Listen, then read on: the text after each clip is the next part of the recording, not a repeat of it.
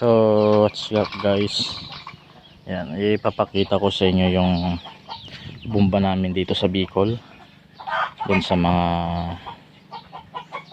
ka-farmers ko na taga Cagayan.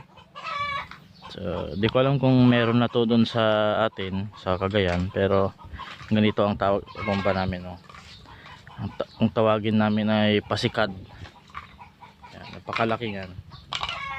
Ayan. So nasa 9 feet to, 9 feet tall. Oh. Ayan. So ayan, ito sa kalaki.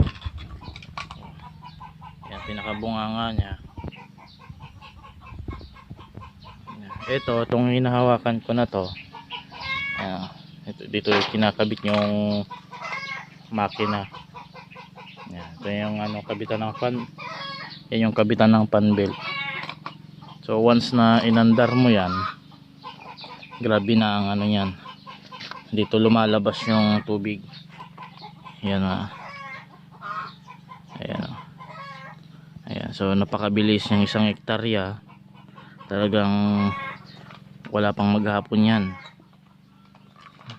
Pano na yan. Oh. Kaya puno na yan mga ka-farmers ko dyan sa Cagayan. Sabi. Lalo na dito sa may Bugay. Ayan. So bali dalawa to. Itong isa naman ay sa ano ko, kasama ko.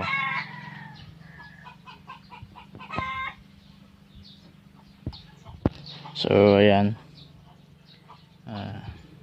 paki-comment na lang kung meron na to sa Bugay, sa Cagayan, kasi sa tagal-tagal ko nang hindi na umuwi dyan. Hindi ko alam kung may ganito na ba dyan sa atin. Ayan, so napakalakas, no? Halimbawa malayo yung ano, irrigation, bubumba mo, tapos maggawa ka lang ng ano, daanan ng tubig papunta sa palayan, ayos na to. Kasi malakas to yung pressure nya, kaya niyang itulak yung tubig na ito.